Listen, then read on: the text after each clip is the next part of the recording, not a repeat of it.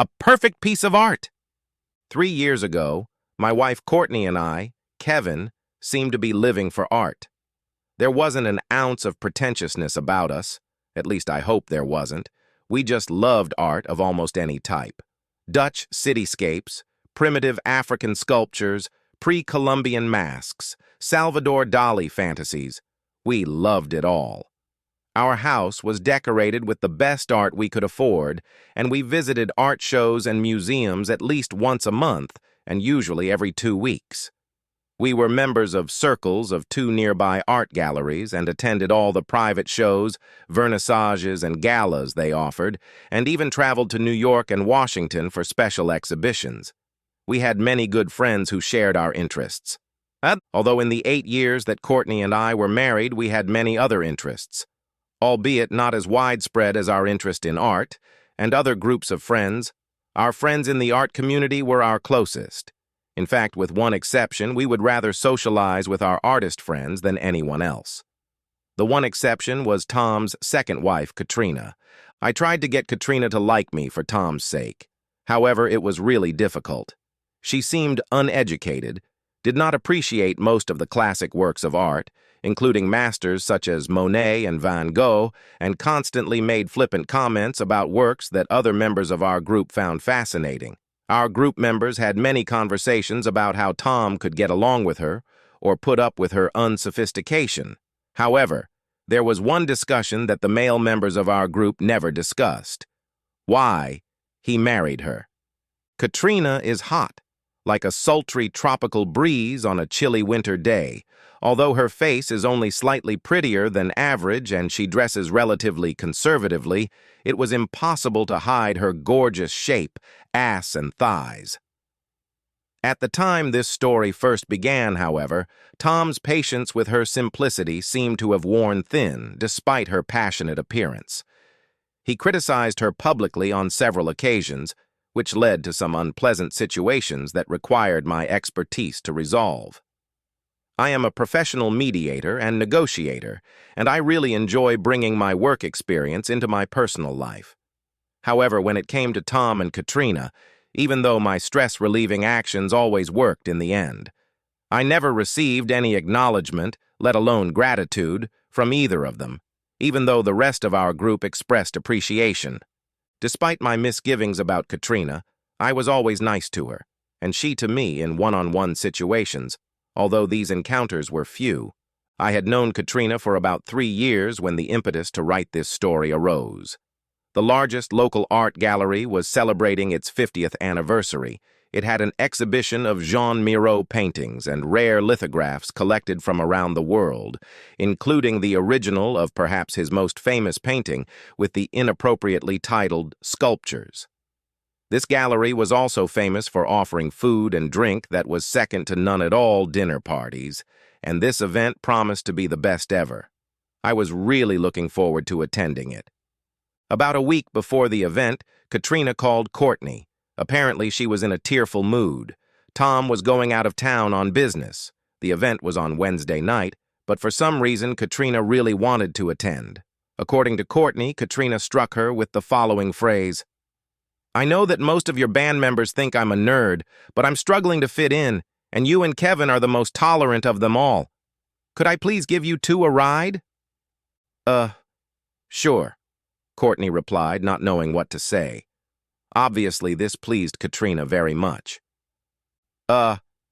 Kevin," Courtney said to me shortly afterward with a shy expression on her face.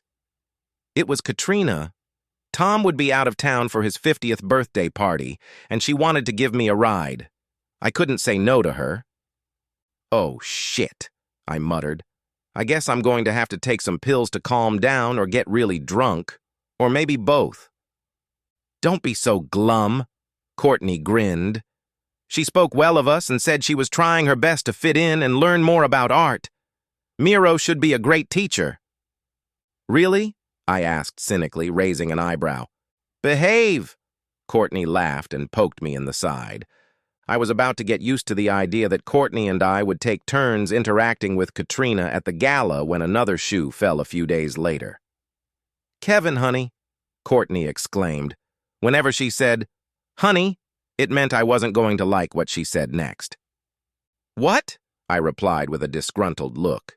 "And you know how much I want to go to the gala, but something came up at work, and to further my career, I just need to be out of town from Wednesday morning until late Friday night. I'm really sorry," she said, stroking my chest with her finger. The first question that popped into my head was, "Is John Bates going on this trip?" I asked in an unpleasant voice. "Yes, along with 2 other people," was her awkward answer as if to justify herself. However, she quickly pulled herself together and asked in a joking tone, though I didn't find it funny, "Why are you always so worried about him?" "Because he's figuratively speaking. I hope not literally, but I'm not sure. Always sniffing you." "That's why," I replied firmly. "Oh, Kevin, you've got it all wrong." "Right, Courtney? Then why does he always try to slow dance with you at every event of your company? Or that time we saw him and his supposed girlfriend at Maracuya nightclub? How did he know we were going to be there?" "We've discussed it many times," she said, somewhat irritated. "It was just a coincidence, and he dances with other women too." "Only fast dancing, and besides, I didn't like his comment last time when I told him I only slow danced with you," I grumbled. "He was just kidding," she snorted. "I didn't find it funny," I parried. "Oh, honey, don't be jealous," she cooed. "You know you're much prettier than he is. I did think I was much better looking, and I knew I could kick his ass just by putting my hand behind his back, but I also knew that women in general, and Courtney in particular, didn't treat looks the same way men did.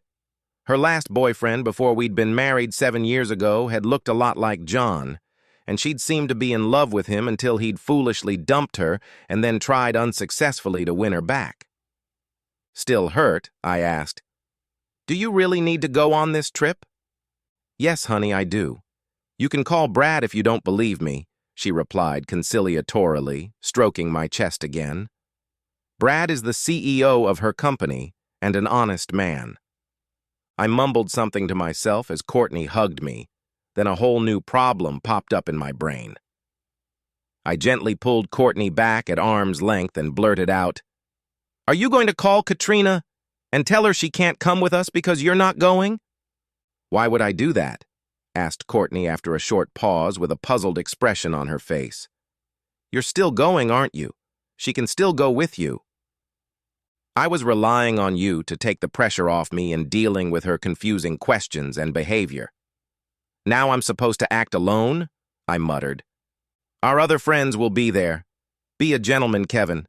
Like I said, she's trying to change. Maybe it'll be fun." "Yeah, probably," I moaned. "You're always hitting the bottle, aren't you?" Courtney grinned. "Let me calm your frayed nerves," she continued, massaging my shoulders. I knew she was playing a trick on me, but since I thought it was going for the best, I agreed. I continued to grumble to myself under my breath. After all that, we made love. After our second time, the most I'd been capable of all day, she fell fast asleep on my shoulder. Falling asleep wasn't so easy for me. I was still angry about her business trip with John and the fact that I had to handle Katrina alone, since I was sure our friends were unlikely to be able to help me. Eventually, I fell into a restless sleep. I was so concerned that I did call Brad 2 days later. I knew him pretty well from my work at the company, and had even played doubles tennis with him a couple times when his usual partner couldn't make it to tournaments at his country club. I tried not to be too nosy or conspicuous, and I think I mostly succeeded as I started the conversation by asking him if he knew how to get tickets to the next local World Team Tennis Club match. He confirmed that Courtney did need to go, but that only he and John would be going and no one else. However, that decision had been made recently, so maybe she wasn't lying. I was still resentful. I did my best to sleep with Courtney to the point of insensitivity on Tuesday night, before her trip the next morning. She complained a little, but it was more like a joke than the truth. So I decided to suppress my anxiety over her and John being alone together for 2 nights. Plus, now I was faced with another disturbing situation. I had taken Katrina to the gala myself. I called Katrina around noon on Wednesday, hoping that I would have the opportunity to decline accompanying her to the gala, even though I was planning to go anyway, but she was so excited about it that I would have been a real idiot to cancel on her. I'm looking forward to seeing the Miro exhibit with someone knowledgeable who won't constantly belittle me like Tom does, she blurted out at one point. I braced myself for a difficult evening, but vowed to do my best. The event had a strict attire, so I was in a tuxedo. When I picked Katrina up, she was wearing an elegant floor-length electric-colored, strapless, sleeveless, open-back, open-shouldered dress with a slit almost to her hip on the left side. She wore a bright sapphire necklace around her neck and a discreet sapphire bracelet on her left wrist. "You look gorgeous," I said honestly, helping her slip the pashmina over her bare shoulders to head to the gallery. "Thank you. You're the most beautiful penguin I've ever seen," she grinned back.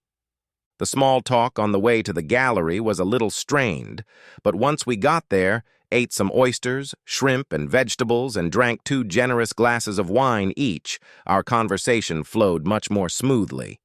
As we toured the Miro exhibit, Katrina bombarded us with questions and comments. Katrina was not particularly impressed with The Spike, an early work by Miro. When Miro was a young artist, he was influenced by the realism of the Dutch masters. Appreciate the attention he pays to the objects here, because it will be reflected in his later works where he creates distinct biomorphic forms in his signature style, I explained to Katrina as we looked at it, trying to show as little pomposity as possible. "I think it's a bad still life," Katrina grinned, finishing her second glass of white wine. They don't serve red in the galleries. "I might need another glass if they all look like this," she grinned, holding out her glass. The way she said it was actually funny, and since I don't like spikes either, I smiled back and brought her another glass. When I caught up with her, she was thoughtfully watching A Beautiful Bird Revealing the Unknown to a Pair of Lovers. "Thank you, Kevin," she blurted out, her gaze lingering on my hand for a long moment as she carefully accepted the glass from my hand. "It's really hard work. I can't quite figure out why things are the way they are," she stated. "More sophisticated patrons than I replied cheerfully, believe that in this work, Miro used a solid background that emphasizes simplified shapes and lines that together mimic the look of a complex constellation in the night sky. Some believe that at the time he painted this painting, the atmosphere of crowdedness and chaos echoed Miro's own feelings about the violent upheaval in Europe at the time. He painted it while he and his family were fleeing the Nazis." "Wow," Katrina giggled. She remained pensive for a while, and then she said, "I can see that. Thank you, Kevin. You're a genius." I laughed. "I'll just take genius." She hugged me sincerely and casually. I actually had a pretty good time playing the role of tour guide for Katrina while we toured the rest of the collection. Rather than being silly or donkeyish, most of her comments were humorous or insightful, and some were even insightful. This despite the fact that I generously poured her 4th glass of wine. Katrina's best comments were left for last, about Miro's composition entitled Motherhood. "Is that really a woman?"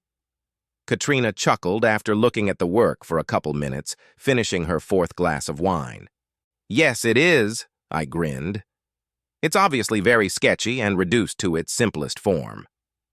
"Okay, so it's supposed to be one breast in profile and the other straight on, with 2 little figures floating in the air and sucking the breasts?" She laughed, pointing to the objects in his work. "That's what the experts say," I replied with a chuckle. "Presumably that's what's left after he removed all the superfluous imagery. Just instinctive and emotional aspects of the mother-child relationship that might not be obvious in more naturalistic illustrations."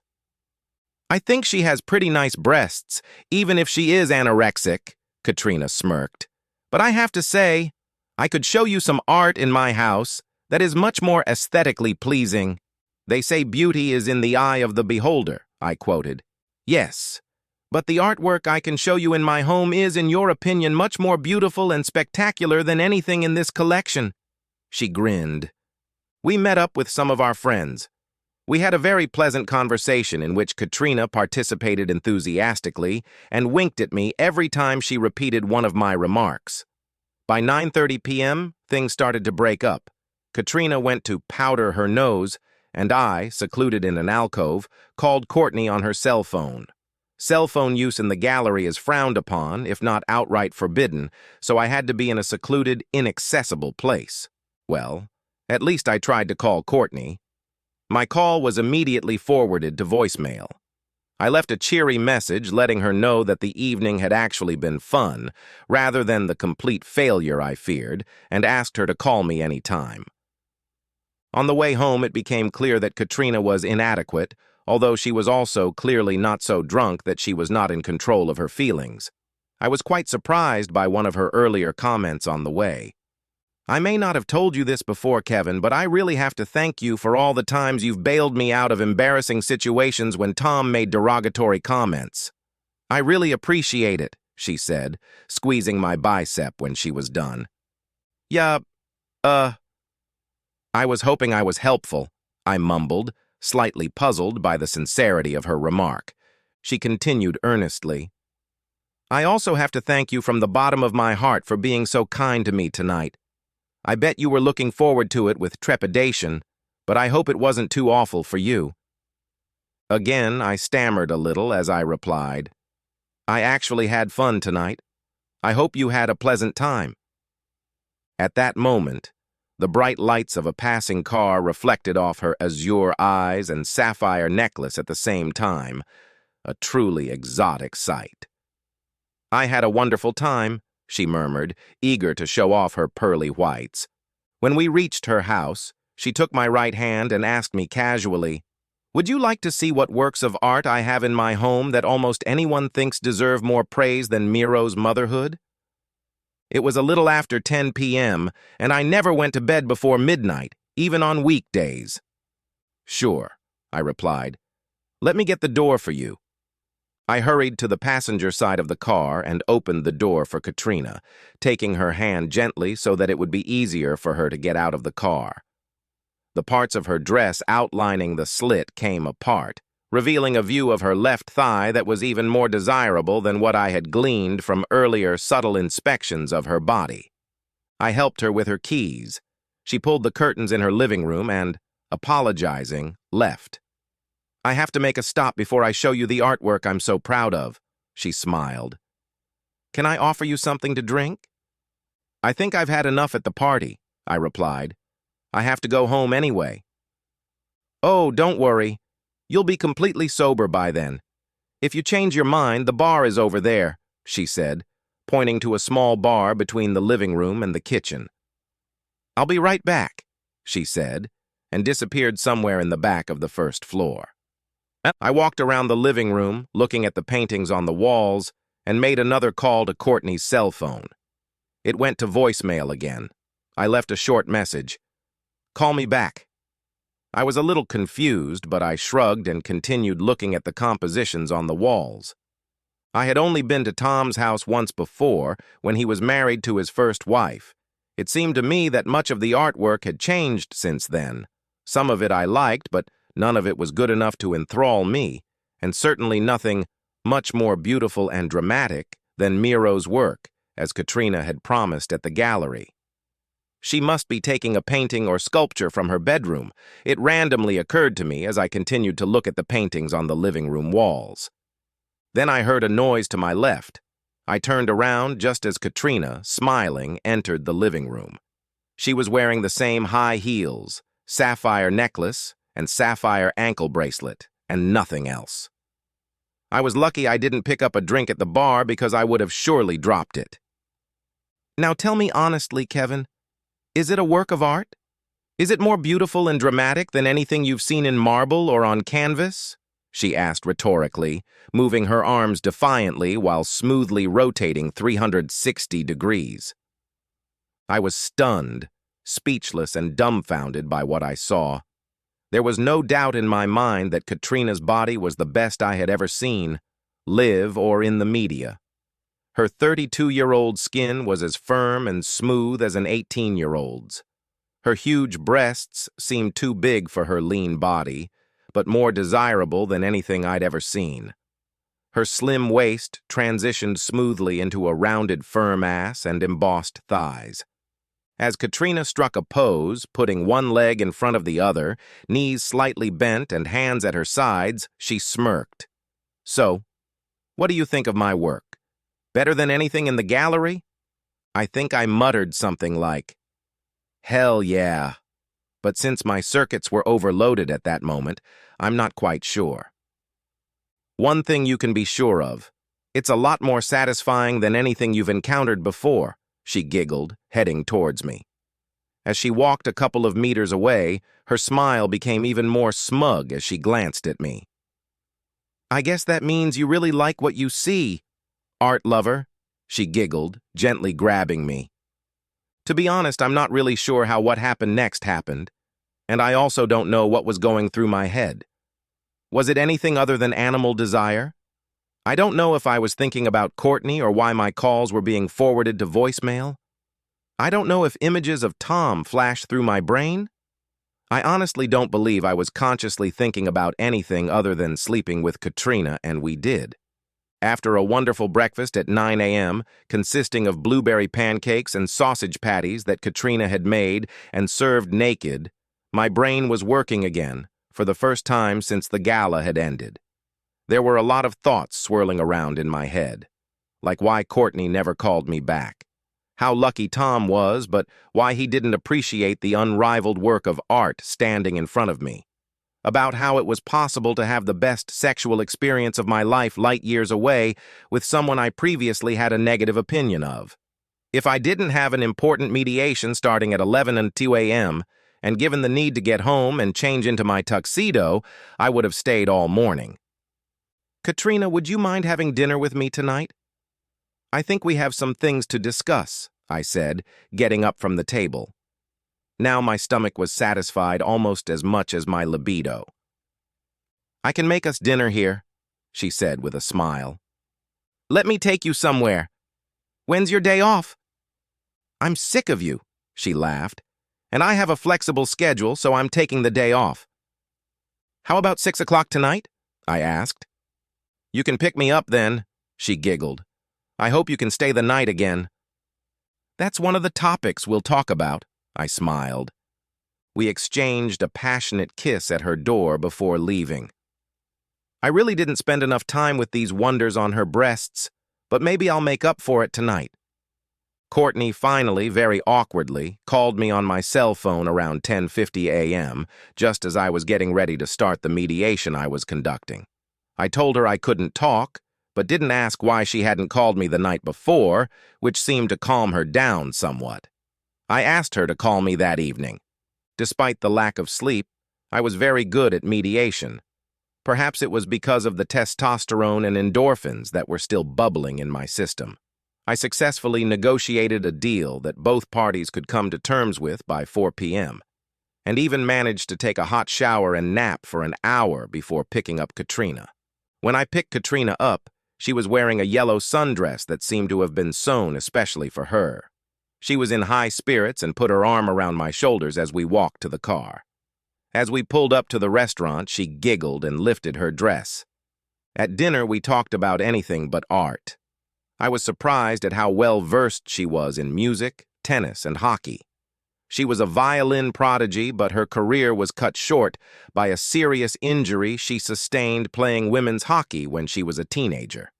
When she recovered, she learned to play the piano, but gave up any aspirations of a professional music career.